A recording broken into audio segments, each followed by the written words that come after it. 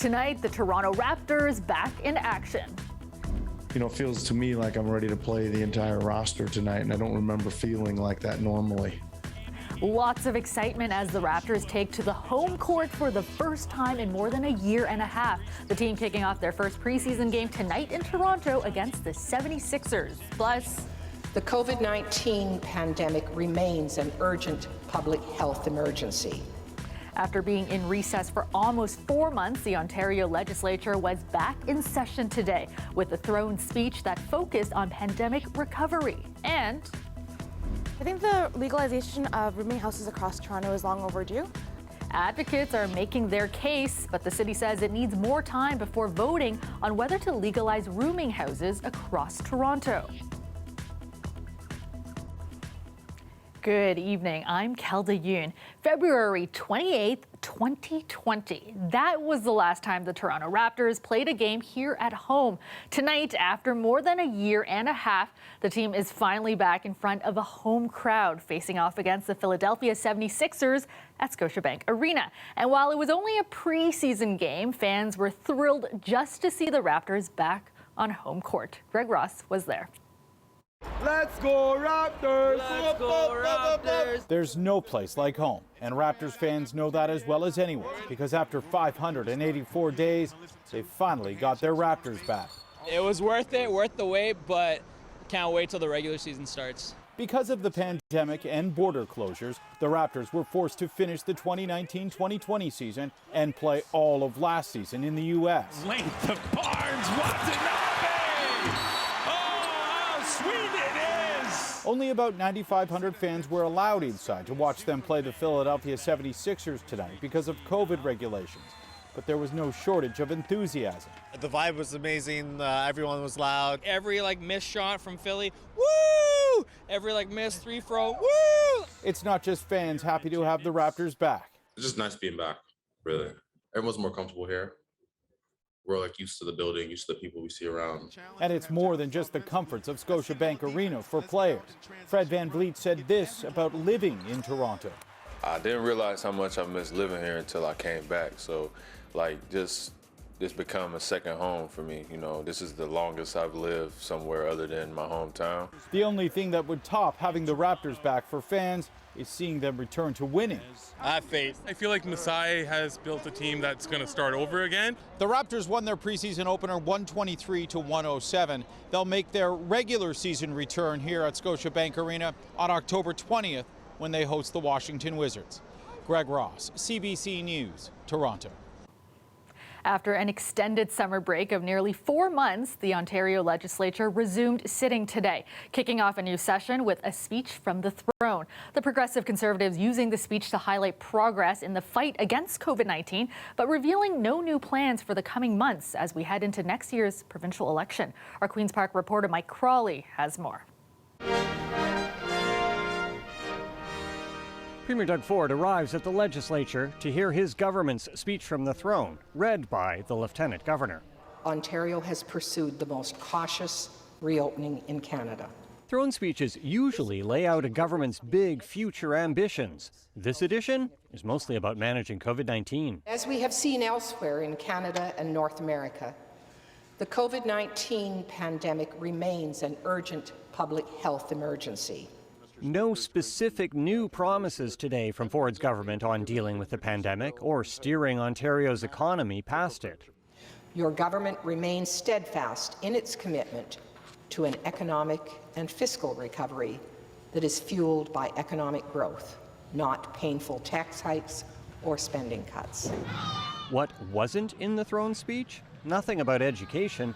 The word schools was mentioned precisely once in a list of places with vaccination policies. It was disappointing to see this government's thin gruel of a throne speech. Absolutely shocking that we had to wait this long to hear so little from someone who's been in hiding for months. That had to be one of the most uninspiring throne speeches I've ever heard. The speech comes the same day a new rule kicks in here at Queen's Park. Everybody going inside must show proof they're fully vaccinated against COVID-19 or a recent negative test. And this includes MPPs. A Conservative member is in hot water over lying to her party about her vaccination status. Durham MPP Lindsay Park told government officials she was getting vaccinated, but instead produced a medical exemption. On Friday, the PCs demoted her from her post as parliamentary assistant to the Attorney General, but did not kick her out of the party, as they did to this longtime Southwestern Ontario MPP who refused to get the vaccine. She still remains in the caucus, an important member of the team. The legislature gets back to its normal routine tomorrow when question period resumes. Mike Crawley, CBC News, Toronto. Toronto City Council has deferred a vote on the legalization of rooming houses across the city, deciding instead to seek more information from city staff before making a decision. Now, right now, rooming houses are legal only in the former city of Toronto, the former city of York, and parts of Etobicoke. As our Dale Manukduk explains, some say rooming houses are necessary in addressing the housing crisis across the city, but others are skeptical. The Annex is a really special neighborhood. Cheryl Case says it's possible for rooming house tenants and single-family homes to live in harmony, like in the Annex where she lives. The proposed plan would allow rooming houses of up to 6 bedrooms across the city, have parking and washroom rules, and require landlords to be licensed. And so when we don't have legalized rooming houses, folks who are in those homes are essentially at risk of being abused by their economic situation. But some are concerned regulating legalized rooming houses is a pipe dream. I think the enforcement staff have already shown that they do not know how to regulate the existing rooming houses and all the problems that go along with it. I'm somebody who grew up in government housing. So it's personal to me too. Paul Steinberg lives in Scarborough. While he supports legal and regulated rooming houses, he's seen several deteriorate due to poor property ownership and doesn't believe it's safe for tenants. As a neighborhood, when we call with issues, there's really nobody to be able to enforce anything short of the fire department.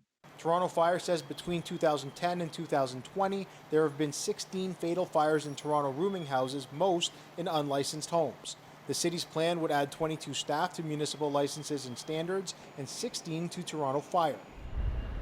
Advocates say that tenants in rooming houses often don't feel comfortable coming forward with concerns about their rental units for fear of being evicted, but overall believe they're a step in the right direction. It's not the magic bullet. However, it's a quick way to get some affordable housing stock into the market. Monthly rent in rooming houses range from $400 to $700, while the average studio apartment in Toronto is $1,100. Now, obviously, some pushback to not taking a vote. Councillor Josh Matlow saying that anything other than moving forward would be ignoring the evidence and putting people in peril. But it looks like we're going to have to come back to this in 2022.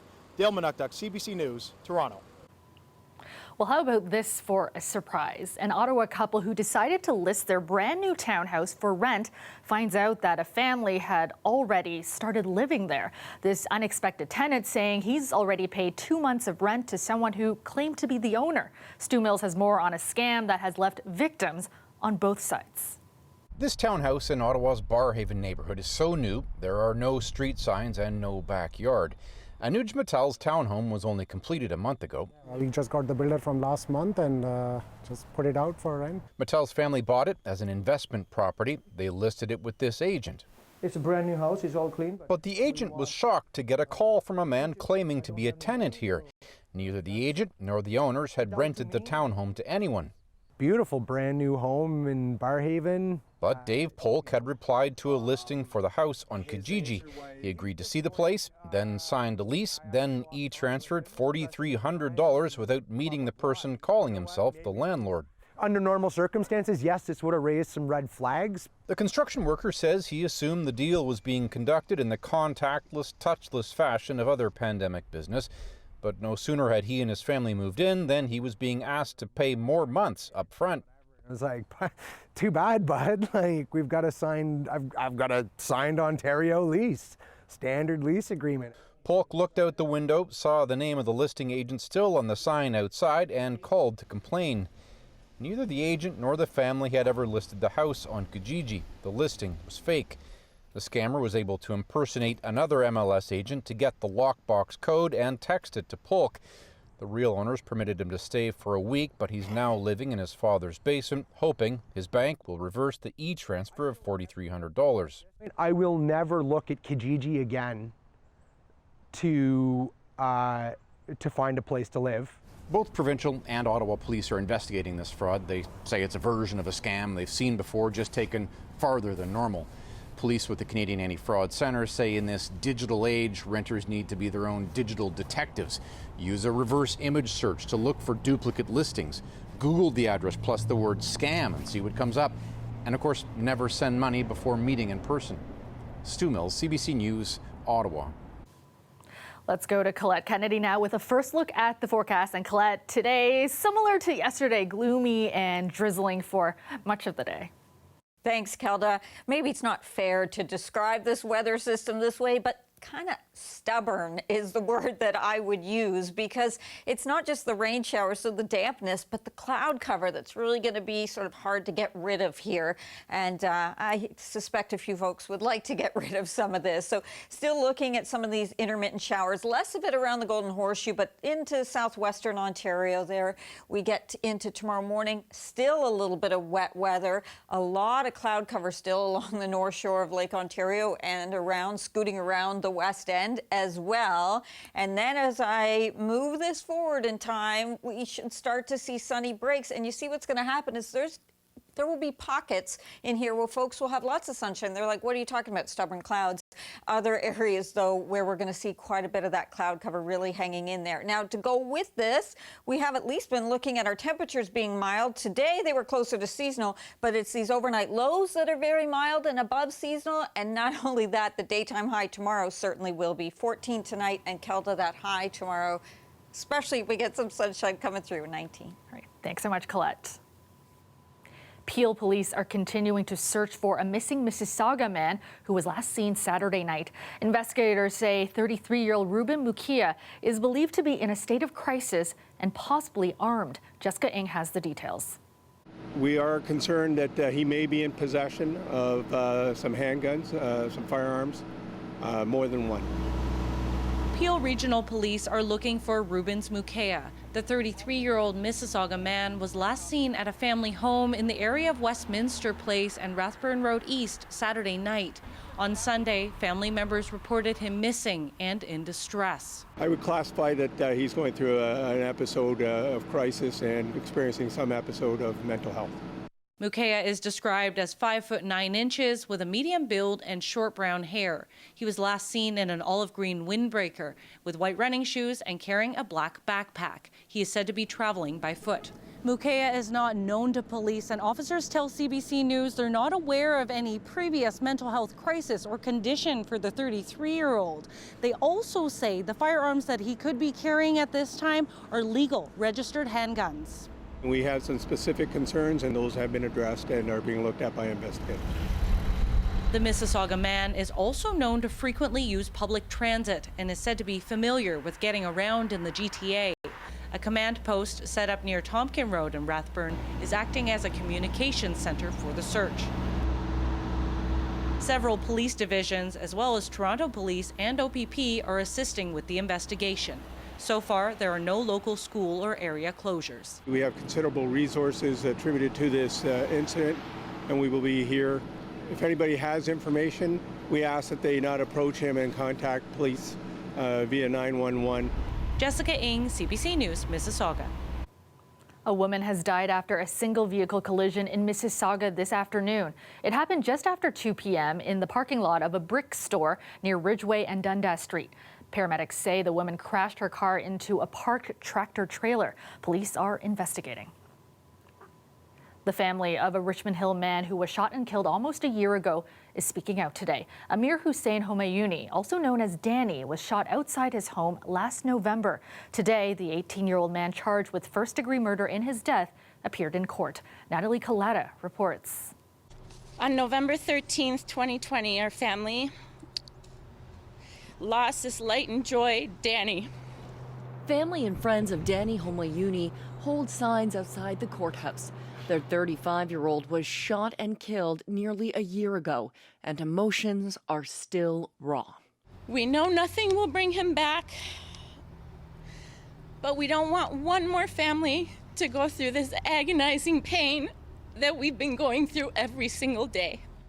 Homayuni was a hairdresser, shot outside his home last November. He was an amazing and successful hairstylist who touched the lives of many and was loved by everyone he met. Including those at court today, still shaken and baffled by his death. This is a guy who was making everybody laugh. This is a guy who was always joking.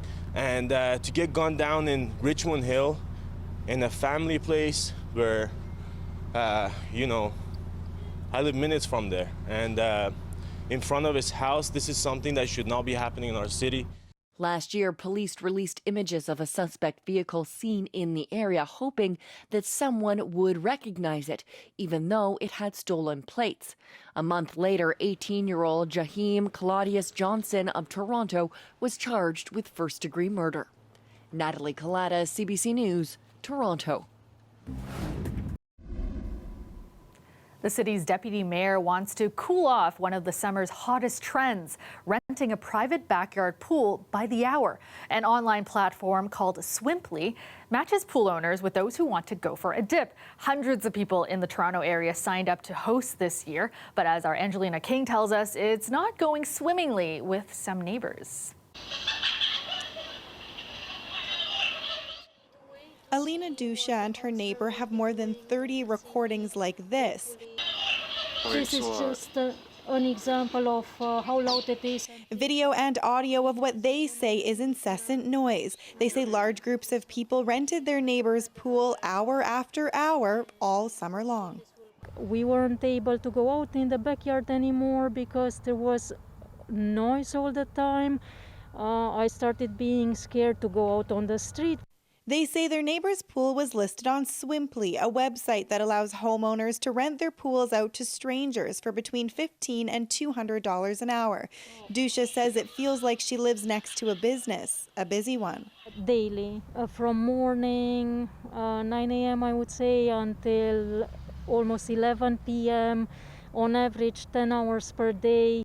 Renting a pool has become increasingly popular. Swimply says in the summer of 2020, only about a dozen pool owners in the GTA signed up. By the end of this past summer, nearly 1,000. And some pools are already pre-booking for next year. We believe that it can go 3 to 5 times bigger next summer. That growth has Toronto's deputy mayor wanting to be prepared. Respect for the neighborhood. After hearing concerns from constituents, Denzel Minnan-Wong introduced a motion to City Council, asking staff to look into the feasibility of regulating private pool rentals. He says if rules are broken, the city can't shut down problematic rentals in a timely way under existing bylaws. There are folks that don't use their pools that think that they can make some extra cash, but they can't do that at the expense of their neighbors. It's no longer a personal pool, it's a commercial pool.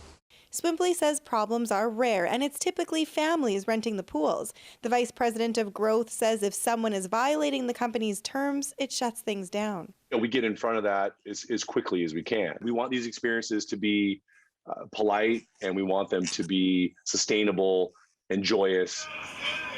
The neighbors say they've complained to Swimply, the homeowner, the city, and the various renters, but nothing's been done.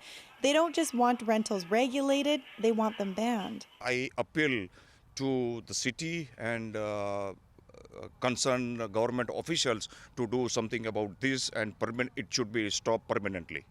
They want to see changes in place over the winter so their neighbor's pool will make less of a splash next summer.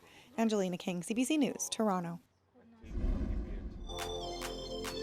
Cloudy and foggy with showers tapering off this evening, remaining cloudy overnight. Currently, it is 15 degrees in downtown Toronto. All right, let's go back to Colette now with a look at your extended forecast. And Colette, it's that time of year when the weather can be quite unpredictable. Thanks, Kelda. You know, we're seeing a pattern coming back in our weather if we look sort of North America wide and also talk about what's happening with the jet stream, so the winds in the upper atmosphere. We saw this similar about a week ago or so, but this one a little different, a little more amplified. So we're going to see a trough really developing in the west where they've been having mild temperatures in Alberta, and then, you know, by next week, they're talking about low single digits for their daytime highs after being in the low 20s. So that's the kind of change. Some of that mild air certainly in play, though, for other parts of the prairies, and seeing our temperatures closer to seasonal or above daytime highs and overnight lows here into southern Ontario. But we're also kind of on that storm track, so it's hard to get rid of some of these systems. They kind of get pulled right in like they're just being driven right through to the lower Great Lakes. So the cloud cover we have, the scattered showers through the overnight, especially through southwestern Ontario, so a few of those isolated lingering into tomorrow morning, and those stubborn clouds that don't want to erode. Now, many areas will get into some sunny breaks as the day wears on tomorrow, and we'll be seeing lots of spots where it'll be quite a pleasant day, but close to the lakeshore and a few other areas, it's really going to be hard to get out of those overcast conditions. So it's sort of spotty in nature, and then we see more clearing as we get into the evening, and yet the next system then on Wednesday starts to creep into southwestern Ontario, so coming back up from south riding to the north. It'll be a decent afternoon there into Windsor, and then we'll see showers coming back into Wednesday evening. So it's a lot of up and down and around in terms of what's going on with the weather pattern.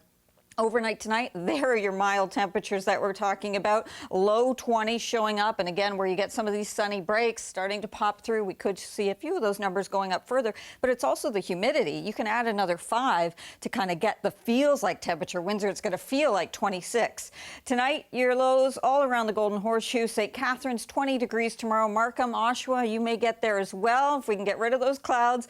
For Toronto, it's 19. Wednesday, 19 as well. And don't get too concerned about this. A slight chance of showers. The model's not in agreement yet as we're looking forward to that holiday weekend coming up, Kelda. All right, thanks so much, Colette. William Shatner will soon get to do what his iconic TV character Captain Kirk has done for years, travel to space.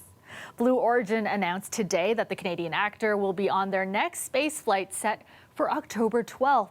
Now, Shatner will be joined by 3 others aboard the space travel company's second launch with a crew. At 90 years old, he will become the oldest person in space, but he won't get to use his most famous line from Star Trek, to boldly go where no man has gone before. And that's our show for you tonight. Thank you so much for watching. I'll see you back here tomorrow at night at 11. Have a great night, everyone.